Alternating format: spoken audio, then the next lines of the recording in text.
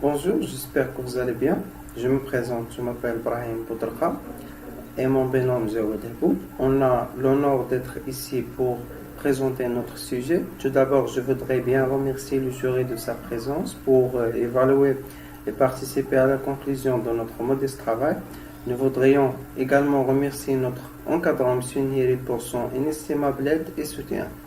Comme nous venons de le mentionner, ce modeste travail a été réalisé sous la supervision et les consignes de M. Nhiri, qui sont sa méthodologie, ses orientations et ses conseils précieux n'auraient pas été accomplis. Et voilà le thème que nous avons le plaisir de le présenter, s'intitule L'importance écologique des plantes C4 selon le plan suivant.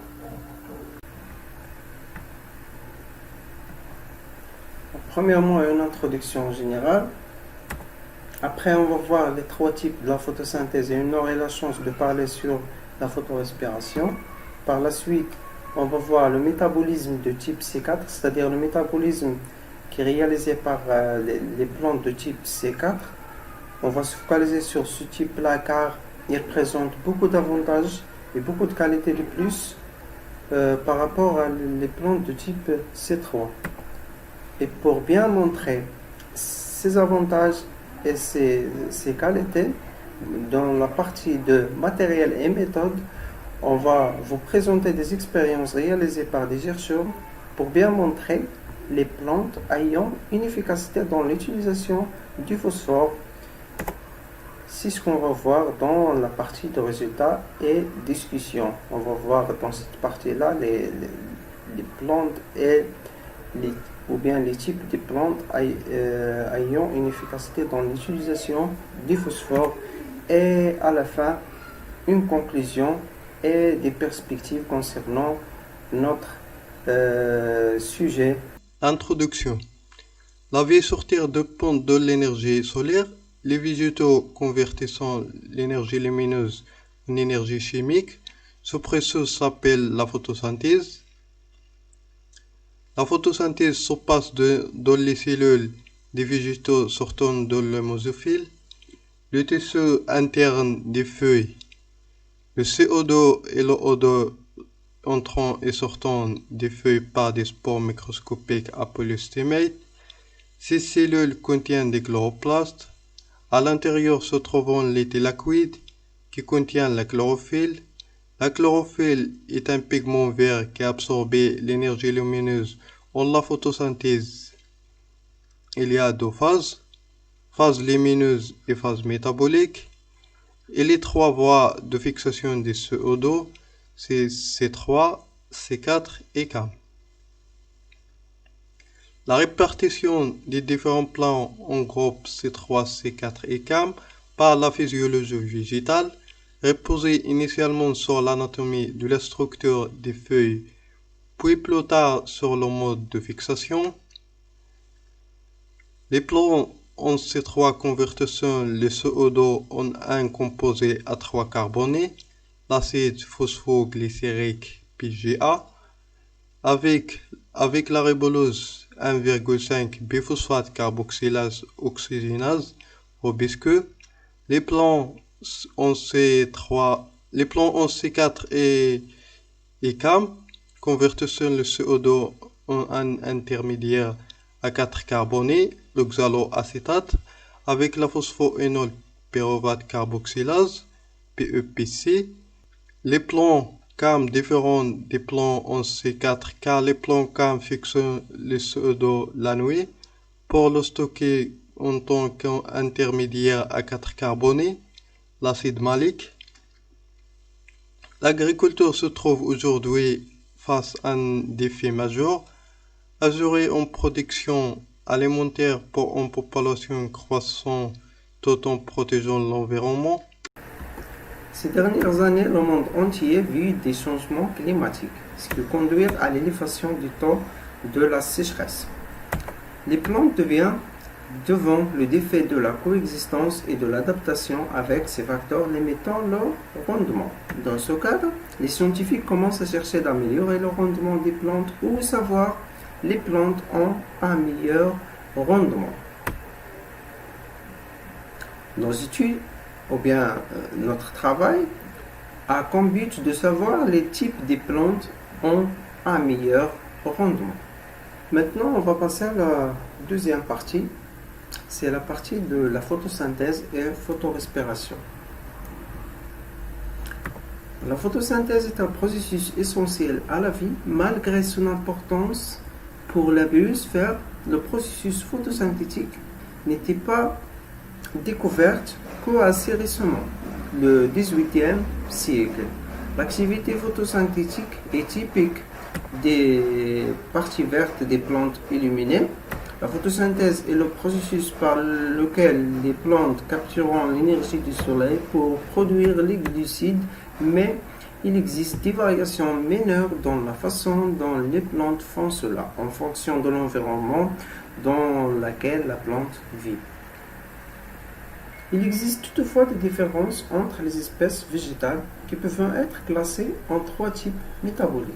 Les plantes en C3, en C4 et les cames.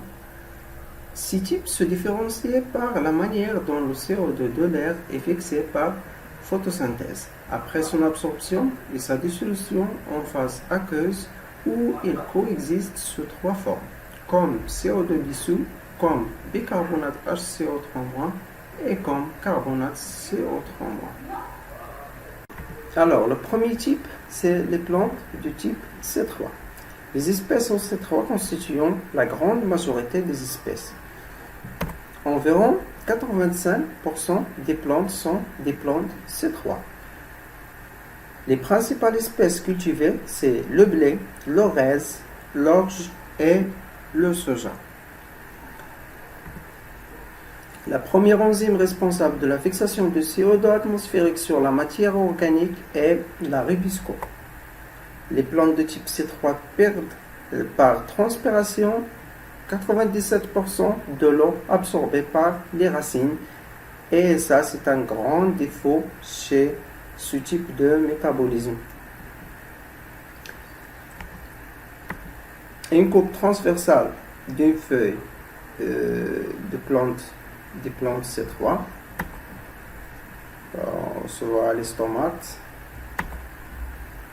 Ce processus C3 de la photosynthèse se produit dans les cellules de mésophiles de la plante, qui sont situées juste sous les surfaces des feuilles. Prenons un aperçu rapide de la façon dont la photosynthèse se produit dans ces cellules pendant la photosynthèse de type C3. Si les tomates sont en verte, c'est le cas ici, le CO2 absorbé est transporté directement vers le cycle de Calvin.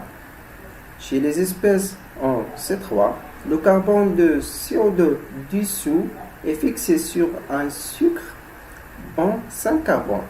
C'est le ribulose bisphosphate, ou bien RUBP, pour former deux molécules à 3 atomes de carbone.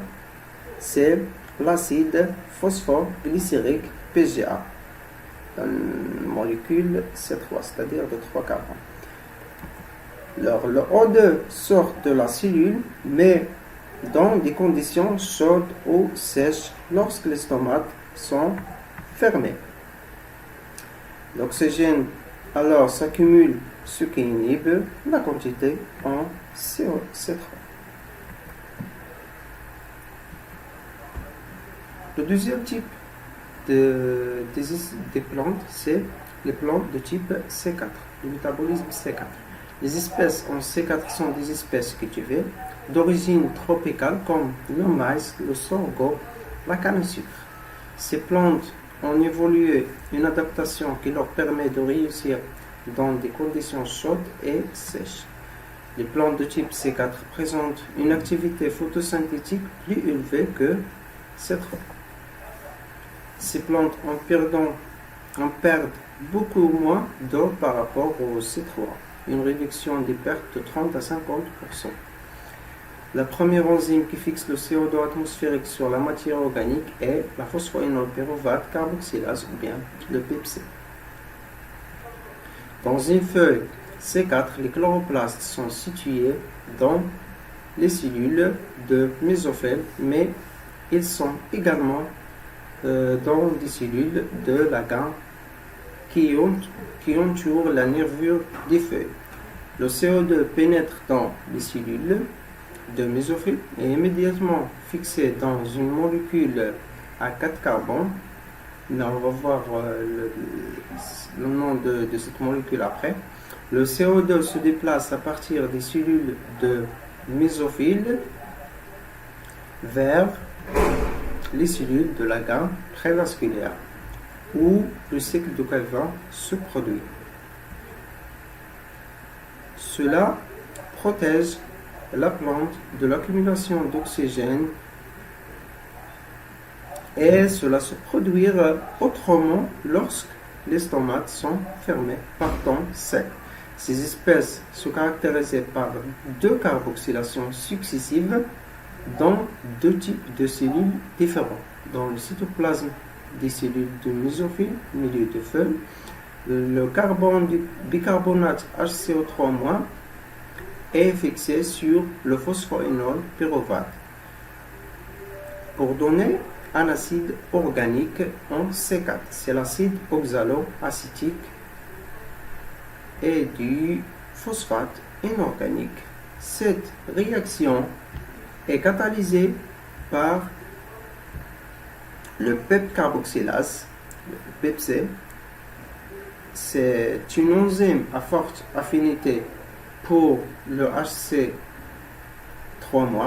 et sans affinité pour l'oxygène. L'acide oxaloacétique réduit en malate migre ensuite vers les cellules de l'agan entourant les vaisseaux de la feuille et libère après décarboxylation du CO2 qui s'accumule puis diffuse vers les chloroplastes de l'agan pour être fixé sur la ribulose bisphosphate par l'enzyme ribisco. Par une deuxième carboxylation, comme chez les plantes, en C3, qu'on a déjà le parlé. Alors, ce type de métabolisme, on l'aurait détaillé dans la partie de métabolisme de type C4 car il est très intéressant. Alors, le troisième et le dernier type, les plantes CAM. Métabolisme acide des crassulacées sont des espèces de plantes succulentes qu'on rencontre chez les crassulacées. Dans le métabolisme est une variante du type C4 qu'il y a un seul différence, c'est ce qu'on va voir après. Elle présente la particularité d'ouvrir leurs stomates pendant la nuit et de les fermer pendant la plus grande partie du jour, ce qui limite les pertes d'eau par transpiration. On revient ici. La première carboxylation se produit la nuit par la réaction comme C4. C'est l'acide oxaloacétique et réduit en acide malique qui s'accumule dans les grandes vacuoles de ces plantes. Le jour, l'acide malique, après décarboxylation, libère du CO2 qui est repris par la deuxième carboxylation commune à toutes les espèces, que ce soit C3, C4 et CAM. Ainsi, chez les CAM, les deux carboxylations se fait, ou bien on utilise l'enzyme pepcase et le ribisco. Ces deux carboxylations sont séparées dans le temps que chez C4. Ils sont séparés dans l'espace. C'est la différence entre les C4 et les CAM. Chez les C4, ils sont séparés dans l'espace. Chez les CAM, ils sont séparés dans le temps. L'avantage des CAM est de limiter leur perte en eau par la fermeture stomatique du jour. Leur inconvénient est d'avoir une capacité de fixation du carbone limitée par le stockage nocturne d'acide dans les vacuoles et aussi, comme chez les C4, une dépense supplémentaire d'énergie pour régénérer le RUBP. De plus, là, la plupart des espèces CAM sont dites facultatives, en ce sens qu'ils peuvent fonctionner comme C3 lorsque le sol est bien humide en ouvrant leur stomate du jour. On constate, d'après les trois types de la photosynthèse qu'on a vu, que la partie commune entre ces trois types, c'est le cycle de Calvin, que ce soit chez les plantes C3, C4 ou bien CAM. Ce cycle biochimique constitue la deuxième phase de la photosynthèse après que les réactions photochimiques ont converti l'énergie lumineuse en énergie chimique sous la forme d'ATP et de potentiel réducteur. Le cycle de Calvin utilise cette énergie pour fixer le carbone dans de nouvelles molécules organiques. Donc, ce cycle se divise en trois étapes, ou bien il peut réaliser en trois étapes. Ces étapes prennent place dans le stroma des chloroplastes. Premièrement, ou bien la première étape, c'est la fixation de dioxyde de carbone, c'est-à-dire l'incorporation du carbone CO2 dans des molécules organiques déjà présentées par l'enzyme clé ribulose bisphosphate carboxylase, ou bien la Rubisco. Cette enzyme fixe ce carbone à 3 atomes de glucide à 5 atomes de carbone, puis produisant 3 moles d'un intermédiaire à 6 carbones instable qui donne 6 moles d'une molécule à 3 carbones. Cette molécule appelée acide 3-phosphoglycérique. La deuxième étape, c'est la réduction de l'acide 3-phosphoglycérique. C'est-à-dire que l'énergie de l'ATP et de potentiel réducteur est ensuite utilisée pour former 6 moles d'un glucide à 3 atomes de carbone. La troisième étape et la dernière étape du cycle de Calvin est la régénération de ribulose.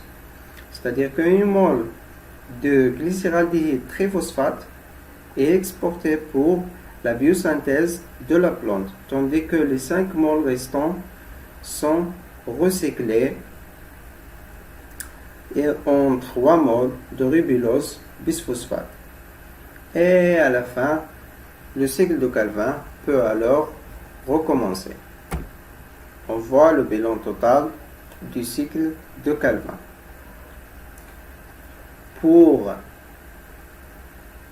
si ces molécules de dioxyde de carbone fixées, on obtient 2 PGAL, ou bien un composé organique, un glucide, un glucose par exemple, et les deux autres, c'est-à-dire des molécules de PGAL, sont produits, mais elles restent dans le cycle pour recycler. Et aussi, on obtient 18 ATP et 12 NADPH plus H+. Maintenant, on va passer à la partie concernant la photorespiration. Avez-vous des amis qui sont, disons, formidables, mais qui ont aussi une mauvaise habitude? Peut-être qu'ils tergiversent beaucoup, oubliant votre anniversaire ou ne se souvient jamais de se brosser les dents. Vous n'arrêterez jamais d'être avec eux pour ces raisons. Mais de temps en temps, vous pourriez vous retrouver à souhaiter qu'ils nettoient leur acte. Le ribulose, bisphosphate, oxygénase, carboxylase, ou bien la Rubisco, ou bien le Rubisco, est une enzyme clé de la photosynthèse et équivalent moléculaire d'un bon ami avec une mauvaise habitude. Dans le processus de fixation du carbone, le Rubisco incorpore du dioxyde de carbone CO2 de début. CO2 dans une molécule organique au cours de la première étape du cycle de Calvin. Le Rubisco est si important pour les plantes qu'il constitue 30% au plus de la protéine soluble dans une feuille de plante typique exposant. Mais le rébusco a aussi un gros défaut. Au lieu de toujours utiliser le CO2 comme substrat, il ramasse parfois O2 au lieu. Cette réaction secondaire initie une voie appelée la photorespiration, qui est plutôt que de fixer le carbone, conduit en fait à la perte de carbone déjà fixé comme CO2. La photorespiration gaspille de l'énergie et diminue la synthèse de sucre. Donc, lorsque le rébusco initie cette voie, il commet un faux pas moléculaire grave. Maintenant, on va voir des généralités sur la photorespiration chez les trois types des plantes, C3, C4 et CAM. La photorespiration s'exprime surtout chez les plantes de type de photosynthèse C3. Chez les plantes en C4, la photorespiration est en grande partie éliminée. Cette capacité à limiter la photorespiration rend ces plantes plus performantes que les autres dans des environnements secs à chauds où les stomates sont fermés et les niveaux internes de CO2 sont faibles. On continue. La photorespiration commence dans le chloroplaste lorsque le rébusco suffixe O2 à RUBP dans sa réaction d'oxygénase. Deux molécules sont produites. Un composé à 3 atomes de carbone, le 3-PGA, et un composé à 2 atomes de carbone, le phosphoglycolate. Alors, le premier, c'est-à-dire le 3-PGA, est un intermédiaire normal du cycle de Calvin. Mais le deuxième, c'est-à-dire le phosphoglycolate, ne peut pas entrer dans le cycle. Donc, ces deux carbones sont retirés du cycle. Pour récupérer une partie du carbone perdu, des plantes mettant le phosphoglycolate à travers une série de réactions qui impliquent un transport entre des vers organiques. Les 3/4 du carbone qui pénètre dans cette voie sous forme de phosphoglycolate sont récupérés, tandis que un quart est perdu sous forme de CO2. Alors, on peut conclure que la photorespiration a un effet négatif sur l'efficacité de la photosynthèse des plantes. Métabolisme du type C4. Photosynthèse chez les plantes C4. Dans les cellules de mésophiles des plantes en C4, le CO2 entre dans le cytoplasme des cellules de mésophiles dans laquelle il s'est dissous. Le CO2 est donc présenté sous forme hydrate HCO3-. Ce dernier est combiné à une molécule organique, le phosphoénol pyruvate PEP, pour former de l'oxaloacétate, une molécule à 4 atomes de carbone. C'est pour cette raison que ce type de photosynthèse est appelé C4. La réaction est catalysée par PEP carboxylase. La PEP carboxylase en grande affinité pour son substrat, l'hydrogène carbonate et l'incorporation de CO2 peut donc se réaliser même lorsque la concentration en CO2 est faible. Par exemple, il fait chaud et que les stomates sont fermés. L'oxaloacétate est importé du cytoplasme de l'estroma de chloroplaste, dans laquelle est réduit en malate. La réaction utilisée de NADPH plus H+, formée pendant la phase photochimique de la photosynthèse. Le malate ainsi formé est transporté des cellules de mésophiles dans les cellules de la gaine pervasculaire.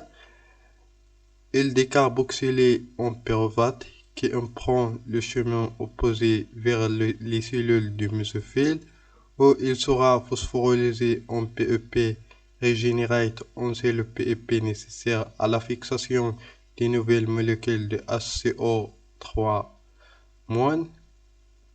Ce cycle est connu sous la dénomination de cycle d'Ohach et Salk, deux noms des deux scientifiques qui ont été décrits en 1970.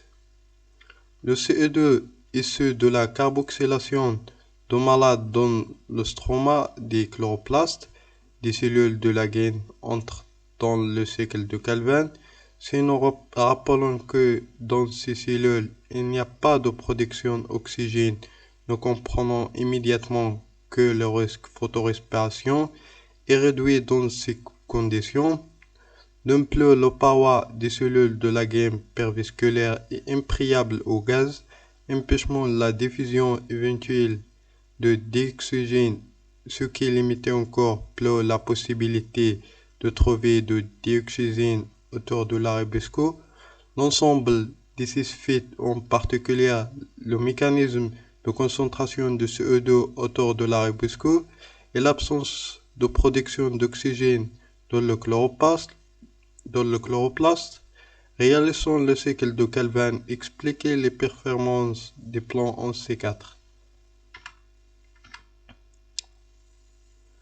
La biomasse et la fixation des CO2 des modules C4 et C3 ont été simulés sous différentes intensités lumineuses, comme le montrent les figures 1 et 2. Alors, le module C3 et C4 présentant une relation linéaire entre la biomasse et la lumière intensité lorsque l'intensité lumineuse est inférieure à 1500. Ensuite, avec l'augmentation de l'intensité lumineuse, la biomasse restait inchangée dans la module C4 et augmentée toujours dans la module C3. Le module C3 et C4 on est également présenté en relation linéaire entre la fixation des CO2 et l'intensité lumineuse. Lorsque l'intensité lumineuse est inférieure à 1600, ensuite la fixation du CO2 reste presque inchangée. L'augmentation de la biomasse et de la fixation du CO2 avec une intensité lumineuse en C4 est plus rapide que celle en C3, ce qui reflétait une utilisation plus efficace de l'échange solaire de les usines de C4. De plus, nous avons simulé le flux de synthèse de biomasse et de fixation CO2 sous différentes concentrations dans CO2 comme le montrent les figures 3 et 4.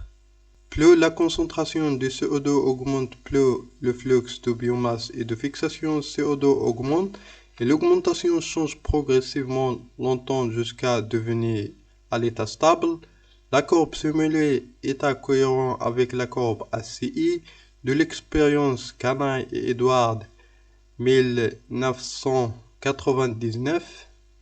Nous avons constaté que l'augmentation de la biomasse et de la fixation de CO2 avec la concentration de CO2 en C4 est plus rapide que celle en C3, ce qui reflétait une utilisation plus efficace de CO2 dans les usines de C4. Maintenant, on va attaquer la partie de matériel et méthode. Ici, on va voir des expériences et des recherches réalisées par des chercheurs pour bien montrer les plantes ayant une efficacité dans l'utilisation du phosphore. Pour bien identifier la nature des réponses au phosphore de chaque espèce des plantes, que ce soit C3 ou C4, des expériences ont été réalisées par des chercheurs sur nombreuses plantes. Parmi eux, on trouve ces types-là. Ces expériences ont été réalisées selon la méthodologie suivante. Alors, les semences des espèces, et après la scarification des graines de Phaceolus, juste avant la germination, pour bien accélérer le processus de germination et gagner de temps. Et à la fin, la germination sur la papier de germination inhibé de CaSO4. Après, les boutures de toutes les expériences avaient été prélevées sur des tiges végétatives 3 à 4 semaines avant la transplantation et enracinées sans hormones. Dans des milieux sans terre, les plantes ont été cultivées avec une température diurne maximale de 29 degrés Celsius et une température nocturne minimale de 18 degrés Celsius. Le taux d'échange de dioxyde de carbone a été mesuré avec un système de photosynthèse portable UCOR 6200. Après les mesures, la feuille d'essai a été marquée à la zone folaire à l'intérieur de la chambre, a été tracée sur du papier découpé et la zone mesurée sur un appareil de mesure de la surface folaire, les corps modèle 3100.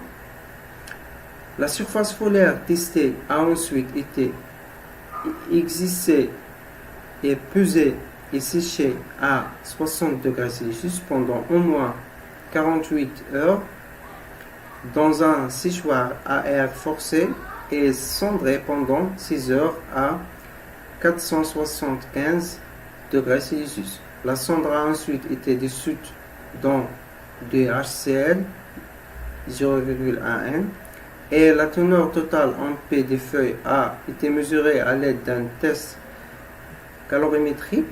Les résultats sont obtenus 52 jours après la transplantation. Dans une expérience ultérieure, les racines des plantes ont été extraites des milieux et un sous-échantillon a été stocké dans 10% d'isopropanol. La longueur des racines a été mesurée avec la méthode d'intersection des lignes de Tenon. Le poids sec a été déterminé en séchant les sous-échantillons dans un four à air forcé à 60 degrés Celsius pendant au moins 24 heures. La largeur des racines principales a été mesurée avec des billes à coulisse. Les plantes cultivées avec le traitement à haute teneur en P étaient considérées comme des plantes témoins. Les données des plantes cultivées avec les traitements à faible et moyen P, phosphore, ont été comparées aux valeurs moyennes des plantes témoins pour un paramètre de croissance donné afin de générer le pourcentage des valeurs témoins. Toutes ces expériences ont été menées dans une serre selon les paramètres. Résultats et discussions. Après le passage de temps et la croissance des plants expérimentaux, Pancium, Melasium et Ziyamais n'étaient pas été inclus car elles sont développées plus rapidement et étaient recollectées avant de la fin de l'expérience. Les plants stressés par le phosphore avant moins de biomasse, moins de branches ou de taille, moins de feuilles en taille de feuilles réduites ou moins d'inflorescence. Le cas échantillé par rapport au plan témoin, les feuilles de ces trois étaient d'un vert plus foncé à faible P, mais pas les feuilles de l'écotype C4. Les feuilles de C4 stressées ne montrent ni accumulation anthocyane ni verdissement. La sénescence foliaire a été accélérée chez les plants stressés par P. Les masses totales de plants cultivés sous stress P et contrôlés P sont comparées par chaque espèce. La figure compare la croissance de toutes les espèces dans les conditions de stressé et de contrôlé de P. Les espèces qui sont sensibles au stressé de P par rapport aux autres espèces se trouvant dans le coin inférieur droit de la figure indiquent qu'elles fonctionnent bien avec suffisamment de P, médiocrement avec un P limité. Les espèces ayant des sensibilités plus faibles se trouvant dans le coin supérieur gauche indiquant qu'avec un P adéquat, elles ne fonctionnent pas aussi bien que les espèces sensibles, mais pendant le stress P, elles fonctionnent mieux que les espèces sensibles. Il était intéressant de noter il est insuffisamment substantiel dans les deux groupes de C3 et C4. Les espèces les plus sensibles sont C3, tandis que les moins sensibles sont C4. Les valeurs moyennes de ppee, l'efficacité d'utilisation de phosphore photosynthétique, et CER, le taux de change de dioxyde de carbone, surface P pour les différents types de photosynthèse dans des conditions de stress P ou de contrôle P, les plans C3 et C4 avaient des ppee moyens similaires, mais la ppee C3 était significativement plus élevée que la ppee CAM de légère. Les différents océans du type est classé photosynthétique résultant de la variabilité de la teneur en P des feuilles plutôt qu'en CER.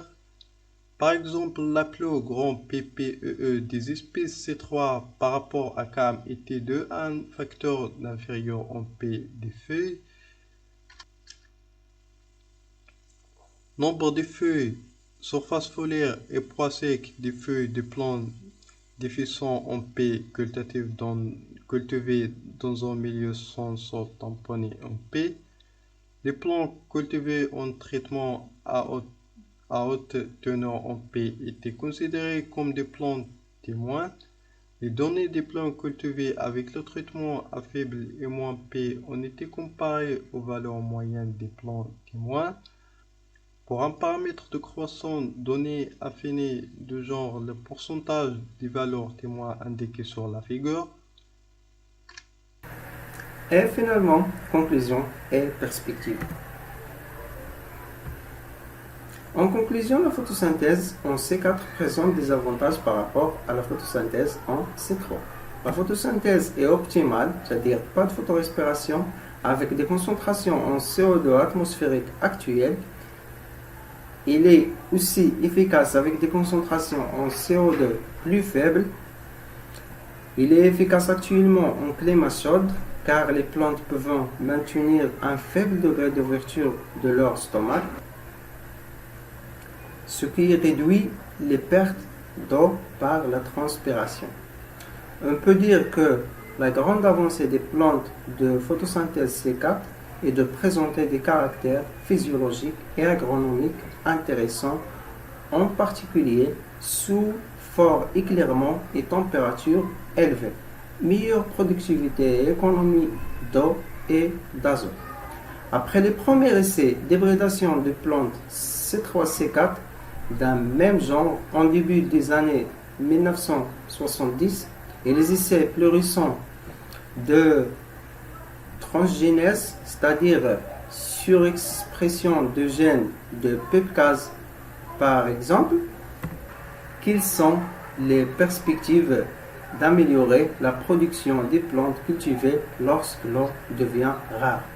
À titre de perspective, il est intéressant que les généticiens et les physiologistes, faute des résultats spectaculaires, sont restés un temps sur leur déception et n'ont pas poursuivi les recherches sur la transformation des plantes C3 en C4. Les nouvelles générations de chercheurs plus optimistes peut-être et surtout bénéficiant des avancées de la génomique et des nouvelles méthodes de transformation des plantes, s'attaquant à nouveau à ce grand projet, transformer génétiquement les plantes C3 de grand intérêt agronomique en plantes C4, plus productives et plus économiques en entrant. La tâche est difficile, mais vaut la peine d'être entreprise. Avec 70% de la consommation mondiale d'eau, l'agriculture est sous conteste le secteur d'activité le plus consommateur d'eau dans le monde. À partir de CITMA, on peut constater que le stress hydrique devient de plus en plus dans des proportions importantes dans le monde entier.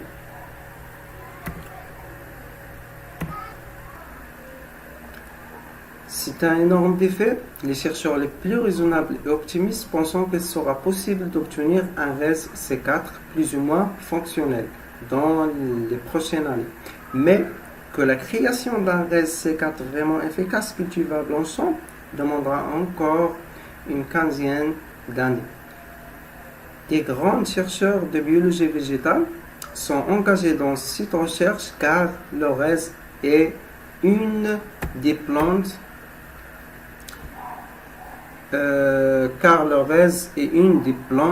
les plus consommées directement par les humains. Ce type d'approche pourrait être étendu ensuite à d'autres graminées de grandes cultures comme le blé, l'orge, la pomme de terre, etc. Pour en améliorer la production, en particulier dans les régions chaudes, dans les régions subtropicales ou méditerranéennes par exemple, où les manques d'eau au cours de la végétation peuvent apparaître suite au changement climatique attendu. Merci pour votre attention. Nous avons l'honneur d'être ici pour accueillir vos questions et vos remarques. Donc n'hésitez pas de les poser. Merci beaucoup.